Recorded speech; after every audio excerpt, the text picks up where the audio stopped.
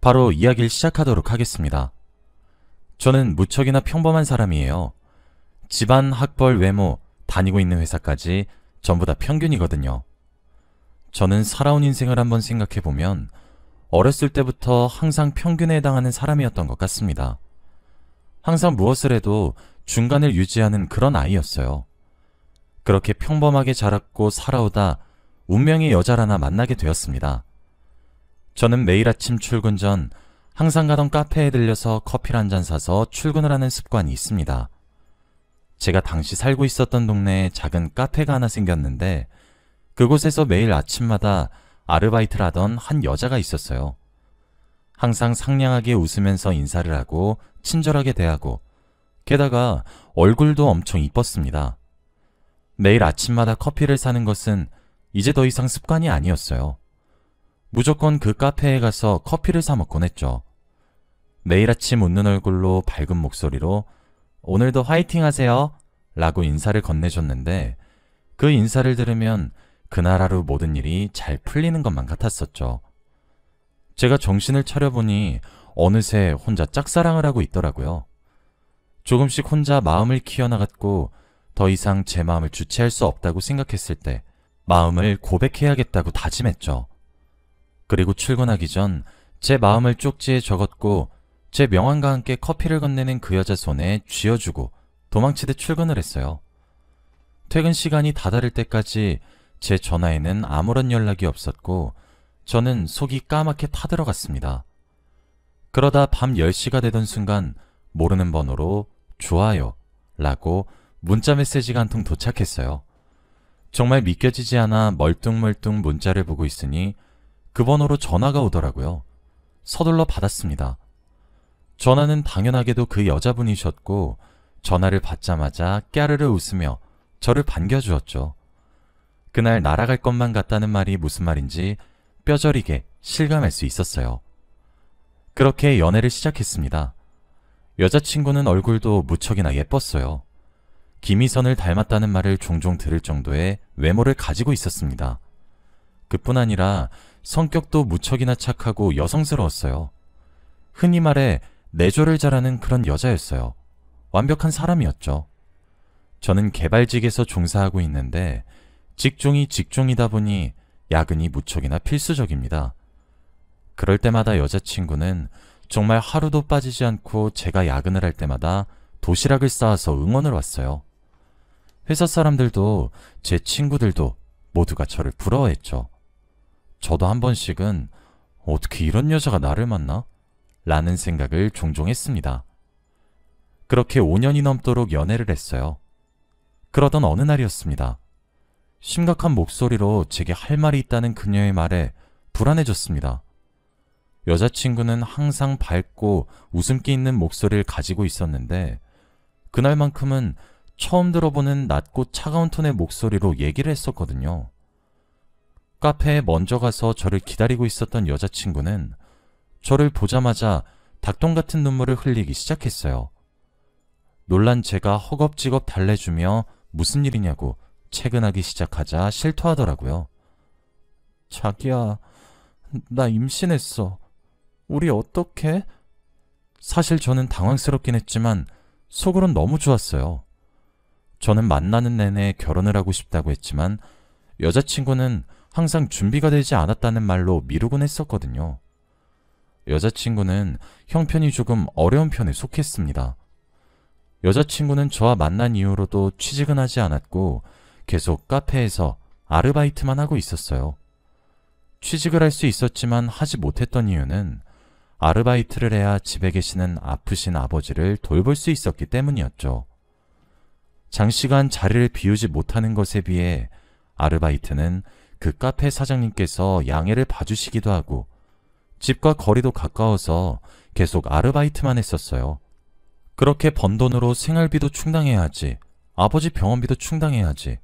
그래서 모은 돈이 없었거든요.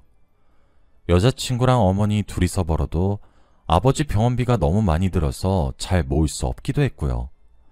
그동안 저는 제가 많이 모아놨으니 괜찮지 않냐고 여러 번 설득했지만 여자친구는 용납하지 않았어요. 그런데 아이가 생겼다? 제게는 정말 선물 같은 존재였어요.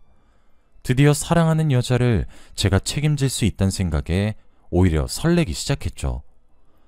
어떡하냐고 눈물을 뚝뚝 흘리는 여자친구에게 저는 큰 소리를 땅땅 치며 결혼하자고 했습니다. 모은 돈이 없어도 괜찮다고, 내가 많이 모아뒀다고 하면서요. 여자친구는 제 말에 안심이 되었는지 펑펑 울기 시작했고, 저희 두 사람은 결혼 준비를 빠르게 시작했어요. 저희 집에서는 탐탁치 않아 했지만 제가 너무 좋아하고 있기도 하고 아이까지 생겨서 여자친구를 며느리로 받아들이셨고, 여자친구네 집에서는 면목 없어 하시면서 절 반갑게 맞이해 주셨어요. 그렇게 3개월 뒤 여자친구의 배가 더 불러오기 전에 우린 결혼을 했습니다. 그런데 결혼을 하고 한 집에 같이 살기 시작하면서 아내 행동이 조금 이상해졌어요. 5년이란 시간 동안 연애를 하면서도 거의 매일같이 만나곤 했었는데 단 한 번도 보지 못한 행동을 하기 시작했거든요. 엄청나게 예민해졌어요. 조그마한 것에도 불같이 화를 내기 시작하다가도 미안하다고 막 울기도 하고 그러더라고요. 임신을 하면 호르몬 때문에 여자가 힘들다더니 그래서 그런가 싶어서 저는 찍소리 한 번 하지 않고 다 맞춰주었고 모든 짜증과 화를 받아줬어요. 힘들지 않았다면 거짓말이겠지만 제가 힘든 것보다 아내가 너무 위태로워 보여서 걱정이 많이 되었습니다. 하지만 임신 6개월 차 정도가 되었을 때부터 아내의 언행은 더 악화되었습니다. 조금만 수가 틀려도 집을 나가기 시작했어요. 처음엔 요 앞에 한두 시간 산책을 하는 것이겠지 하며 그냥 아내의 기분이 환기되기를 기다렸습니다. 실제로 한두 시간 정도 뒤 다시 집에 들어와 제게 사과하기도 했거든요. 그런데 시간이 점차 늘어났어요. 처음엔 한두 시간, 그 다음엔 3-4시간. 결국 하루가 지나도 집으로 돌아오지 않는 날들이 생기기 시작했죠. 그러지 말라고 좋은 말로 타이르고 애원하고 매달렸지만 제가 그럴 때면 나도 이런 내 자신이 너무 싫어 하면서 눈물을 뚝뚝 흘리니 정말 어떻게 대처를 해야 할지 모르겠더라고요. 저는 아내가 지금 정신적으로 심리적으로 내몰린 것 같다는 생각을 하게 되었고 많이 불안한 상태라고 판단했습니다. 그래서 친정에 가서 부모님과 요양을 하는 것이 어떻겠느냐고 제안을 했어요. 아내는 이해해줘서 고맙다는 말과 함께 제가 건넨 제안을 받아들였습니다. 아내가 가출하는 문제는 그렇게 해결했지만 아내를 친정에 보내고 나니 새로운 문제가 생겼어요. 저는 아내가 친정에 있어서 퇴근 이후 아내의 얼굴이라도 종종 보고 싶어서 찾아갔었는데 아내는 그런 저를 너무 싫어했거든요. 당신만 보면 너무 갑갑하다고. 준비되지 않은 상태에서 한 결혼이라 그런 것 같아. 나 정말 당신 얼굴만 보면 미칠 것 같단 말이야. 발작하듯 소리를 왁왁 질러대는데 정말 제가 어떻게 해야 할지 모르겠더라고요. 연락이라도 제대로 되기라나 전화를 받기라나. 그래서 찾아왔더니 얼굴도 보기 싫다며 내쫓는데 정말 미칠 것만 같았습니다. 오랜 기간을 알고 지냈던 연애 시절과 달리 180도 변한 아내의 모습에 서럽기도 하고 그런 아내의 변화가 너무 두려웠어요. 제 얼굴을 보기만 하면 뒤집어지는 아내의 모습에 저는 아내가 원하는 대로 연락도 만남도 가지지 않기로 했어요. 말이 안 된다고 생각하실지 몰라도 아내의 정서가 너무 걱정이 되었거든요. 아내가 이러다 정말 잘못될 것만 같았습니다. 결국 아내는 남편인 저 없이 혼자 아이를 출산했습니다. 서운했지만 그래도 이제는 예전 아내의 모습처럼 돌아오겠구나 기대를 가졌어요. 하지만 그건 정말 제 기대에 불과했습니다. 아이와 둘만의 시간을 가지고 싶다는 한마디만 남긴 채 아내는 호련히 사라졌기 때문이에요.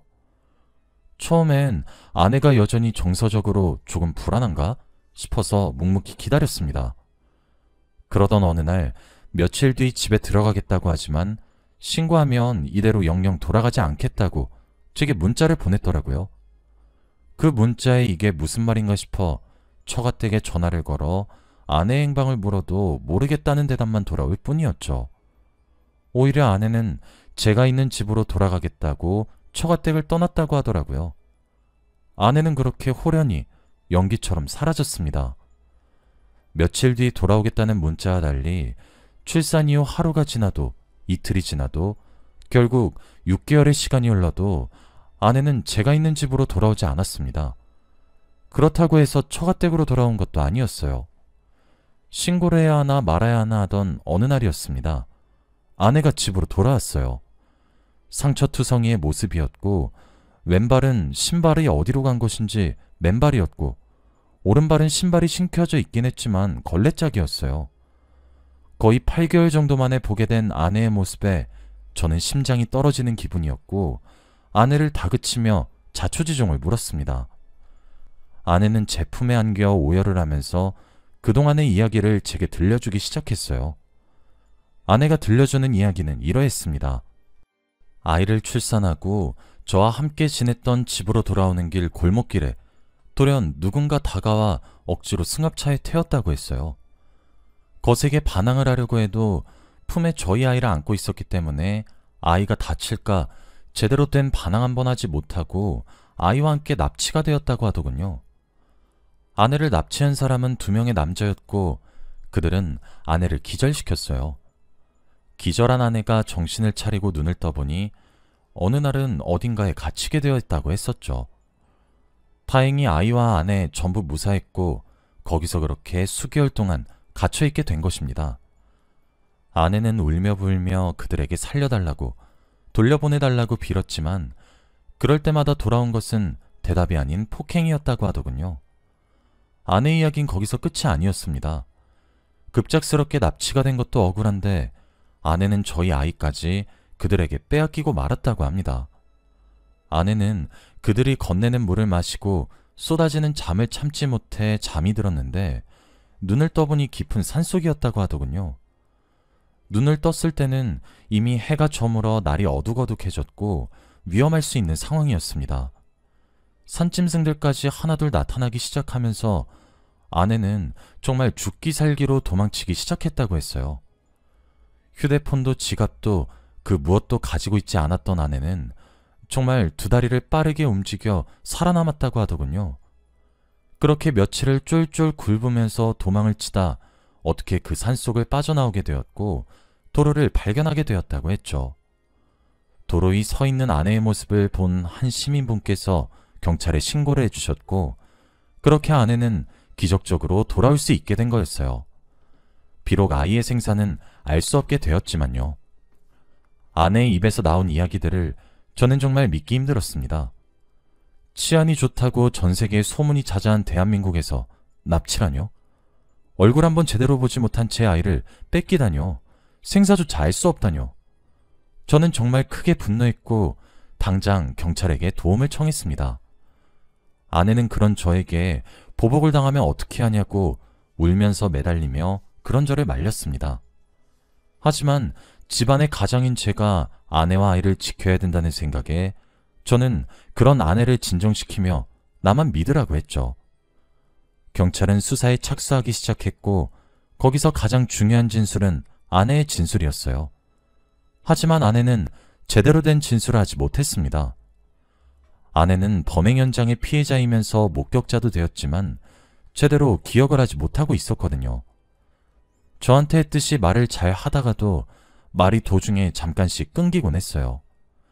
의사의 소견에 따르면 납치가 되었을 뿐만 아니라 아이까지 잃게 되면서 너무 큰 충격을 받게 된 것 같다고 하셨어요. 그래서 머릿속에서 방어작용이 일어나게 되면서 기억이 흐릿해진 것 같다고 하셨죠.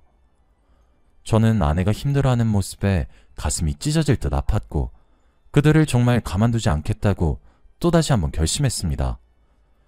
결국 경찰의 수사는 난항을 겪게 되었어요. 아내가 납치를 당한 곳 자체가 CCTV 하나 없는 골목길이었고 아내와 제 아이를 납치한 승합차의 색상도 번호도 알 수가 없으니 수사 자체가 진행이 되질 않았습니다. 하지만 경찰은 위대했고 끈질긴 수사 끝에 결국 단서를 찾게 되었어요. 그러나 담당 형사님께서 제게 연락해 알려주신 단서는 제가 받아들이기 힘든 진실이었습니다. 담당 형사님은 아내의 진술에 의아함을 품었다고 했어요. 기억이 온전치 않다는 점을 감안하더라도 기억 자체가 편파적으로 구성되어 있다는 기시감이 들었다고 하시더라고요. 일관적이지 않고 매번 바뀌는 아내의 진술에 어쩌면 아내가 가장 수상할 수도 있겠다는 가능성을 알게 되었고, 그렇게 아내의 정보를 알아내기 시작했어요. 그러다 담당 형사님께서 형사의 직감이셨던 건지, 만약 이 모든 것이 아내가 벌인 자작극이라면 아내가 출산한 아이와 연관된 문제일 거란 확신을 하셨다고 했죠. 그래서 아내가 아이를 출산한 산부인과에 찾아가 아내의 피부색을 물으셨다고 하더군요. 산부인과에서는 다행히도 아내를 기억하고 있었습니다. 그럴 수밖에 없었어요. 만삭인 산모가 찾아와 친정도 남편도 시댁도 그 누구도 없이 혼자 출산하는 경우 자체가 드문 경우인데, 그렇게 출산한 아이의 피부색이 흑인의 그것과 똑같이 새까맣게 태어났기 때문이었어요. 담당 형사님은 수사의 방향을 아내의 자작극으로 간주하고 진행하겠다고 이야기를 하셨습니다. 그러면서 아기가 유기되었을 수 있다는 가능성을 제시했죠. 그 이야기를 듣는 내내 참 멍했습니다. 한국말을 들으면서도 이해가 가질 않았어요. 저는 그 길로 집으로 돌아가 아내를 추궁했습니다. 아내는 처음에 당연히 부정했습니다. 그리고 저는 아내의 부정을 믿고 싶었고 믿었습니다. 하지만 확실해야겠다는 생각에 아내와 함께 산부인과에 가서 다시 한번 확인해보자고 이야기를 꺼내는 순간 아내는 모든 것을 인정하기 시작했습니다. 아내는 저와 연애하던 기간보다 더 오래된 만남 상대가 있었다고 실토했어요. 7년이란 시간 동안 만난 남자는 한국에서 음악을 하는 흑인 래퍼였어요. 두 사람은 서로 욕망을 채우기 위한 즐기기만 하는 관계였는데, 그렇게 2년 정도 만나던 도중 제가 나타난 것이었다고 하더군요. 사실 흑인 래퍼를 사랑하지 않은 것은 아니었으나 미래가 불분명하고 불안한 직업을 가지고 있었기 때문에 결혼까진 생각하지 않고 있었다고 하더라고요. 그냥 계속 즐기기만 했던 거였어요. 그러다 아이가 덜컥 생긴 거였죠. 아내는 고민에 빠졌어요. 임신한 날짜를 유추했을 때 저와 흑인 래퍼 둘 다 아빠일 가능성이 있었기 때문에 말이죠. 아내는 본인이 생각했을 때 제가 좀 더 유력하다고 생각했기 때문에 저와의 결혼을 택했어요. 불분명하지만 멋있는 래퍼보다 안정적이지만 평범한 저와의 미래가 더 괜찮을 거란 생각을 가지고 말이에요. 그렇게 생각 없이 저와 결혼은 하게 되었는데, 초음파상으로는 아이의 피부색을 알 수가 없으니 점차 불안감이 엄습해왔다고 합니다. 제가 아이의 아빠일 가능성이 높을 뿐이지 확실하진 않았기 때문이죠. 결국 아내는 도둑 출산을 하기로 결심했고, 그러기 위해서는 정서적으로 불안한 사람이 되어야 했어요. 제게 화를 내고 비명을 지르고 그렇게 했던 모든 행동들이 전부 계획된 연기였던 거였죠. 아이를 낳는 순간까지도 제 아이이기를 간절히 바라고 또 바랬는데 태어난 아이는 흑인이었어요. 알고 보니 행방이 묘연했던, 납치를 당했고 어딘가에 갇혀있다던, 그러던 와중에 아이까지 뺏겼다던 그 8개월의 기간 동안 아내는 흑인 래퍼를 찾아가서 아이를 맡겼고 함께 알콩달콩 지내고 있었더군요. 하지만 그렇게 집을 떠나 있는 시간이 길어지면서 제가 신고를 할지 말지 너무 불안해지기도 했고, 이 모든 사실을 제게 들켰을 때 어떻게 빠져나갈지 너무 고민도 되었고, 그래서 깊은 고민 끝에 생각해낸 방법이 자작극이었던 거였습니다. 상처투성이 몸을 만들기 위해 산에 올라가 일부러 오르막길에서 굴러가면서 자신의 몸에 상처를 입혔고, 신발도 한 짝은 버려버리고 신고 있었던 것은 발로 밟고 사포로 갈아내고, 그러한 방법들을 통해 너덜너덜하게 만든 거였어요. 그리고 나서 멀리 떨어진 곳으로 직접 이동해서 마치 그제서야 겨우겨우 탈출한 것 마냥 꾸몄던 거였죠. 아내가 시외버스를 이용한 내역이 추가적으로 발견이 되었고, 아내는 그제서야 결국 모든 것을 포기하고 맞다고 인정했습니다. 새롭게 아내의 진술하는 과정에서 알게 된 처참한 진실은 제게 빗으로 날아 꽂혔습니다. 모든 것이 아내의 자작극이었던 것에 저뿐만 아니라 처가댁과 저희 집 어른들 모두가 정말 깜짝 놀랐고, 저희 어머니는 처가댁에 찾아가서 욕이란 욕은 다 퍼붓고 돌아오셨어요. 처가댁에서는 제게 미안하다고 한 번만 딸을 용서해주면 안 되냐고 눈물로 호소를 했고, 아내 또한 제게 손이 발이 되도록 빌면서 평생 그 아이와 마주치게도 하지 않을 테니 넘어가 달라고, 앞으로 속죄하며 살겠다며 제 바지가랑이를 붙잡고 늘어졌습니다. 그런 아내의 모습이 너무나도 역겨웠고 저도 모르게 뺨을 내려쳤어요. 아내는 제게 내팽개쳐졌으면서도 아득바득 제게 다시 다가오는데 너무 징그럽더군요. 제가 알던 그 여자가 맞는지 믿기지 않을 정도로 말이에요. 저는 임신기간과 가출기간을 합쳐 1년의 시간이 넘는 그 오랜 기간 동안 절 기만한 부분과 그런 아내의 치밀한 계획과 연극에 혀를 내둘렀고 아내를 용서하지 않았습니다. 그리고 앞으로도 하지 않을 생각이고요. 현재 저는 흑인 래퍼와 아내를 상대로 소송을 준비하고 있습니다. 이미 경찰 측으로부터 허위사실 신고로 인해 벌금을 맞은 상태더라고요. 어렵겠지만 사기로 인한 혼인 취소를 요구하는 중이고 아내는 끝까지 제게 매달리고 있습니다. 그동안 오랜 기간 제게 심리적 안정감을 주고 제 미래를 맡기고 싶다고 생각했던 여자의 끔찍한 두 얼굴을 목격하게 된 저는 아직도 제게 일어난 일련의 일들이 믿겨지지 않는 날들이 더 많습니다. 변호사님 말로는 제게 너무 유리한 상황이라 혼인 취소 요구는 물론 위자료까지 받을 수 있다고 하십니다. 저도 사람인지라 뜯어낼 수 있는 만큼 정말 온 힘을 기울여 뜯어낼 겁니다. 제가 상처받은 만큼 아내 또한 씻을 수 없는 상처를 받았으면 좋겠습니다. 여기까지가 제 이야기입니다. 이렇게 이야기를 털어놓으니 참 후련해지는 것 같아요. 제 이야기를 들어주셔서 너무 감사하고 여러분들께서도 제게 용기를 주셨으면 좋겠습니다. 제가 이 싸움에서 이길 수 있도록 말입니다. 감사합니다.